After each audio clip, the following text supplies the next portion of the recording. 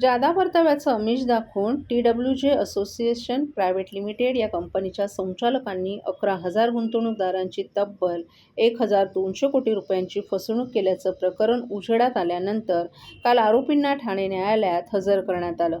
हवालदिल झालेल्या गुंतवणूकदारांनी थेट न्यायालयाच्या आवारातच आरोपींना घेरण्याचा प्रयत्न केला. या प्रकरणानंतर परिसरात तणावाचं वातावरण निर्माण झालं होतं. दरम्यान अटकेत असलेल्या तिन्ही आरोपींना 12 फेब्रुवारीपर्यंत पोलीस कोठडी सुनावण्यात आली आहे. ठाण्यात 2019 मध्ये TWJ असोसिएट प्रायव्हेट लिमिटेड कंपनीचे संस्थापक संचालक समीर नार्वेकर, अमित बालम आणि नेहा नार्वेकर यांनी गुंतवणूकदारांसाठी विविध उपकंपन्या तयार केल्या.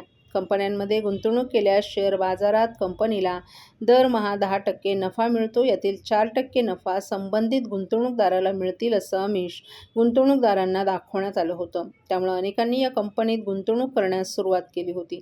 सुरुवातीच्या काही वर्षात गुंतवणूकदारांना त्यांचा परतावा मिळत होता. त्यामुळे त्यांनी त्यांच्या नातेवाईकांना याबाबतची माहिती दिली. त्यामुळे गुंतवणूकदारांची संख्या देखील वाढत गेली. राज्यभरातील 11,000 गुंतवणूकदारांनी या कंपनीत 1,200 कोटी रुपये गुंतवले.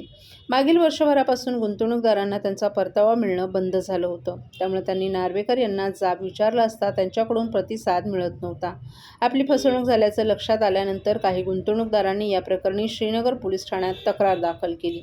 या तक्रारीच्या आधारे कंपनीचे संस्थापक संचालक समीर नार्वेकर, अमित बालम, संकेश घाग, खारघरचे विभाग व्यवस्थापक सागर कदम, वागळे इस्टेट येथील विभाग व्यवस्थापक सौरव बोंडे यांच्या विरोधात गुन्हा दाखल झाला होता. या प्रकरणाचा समांतर तपास ठाणे आर्थिक गुन्हे शाखेकडून सुरू होता.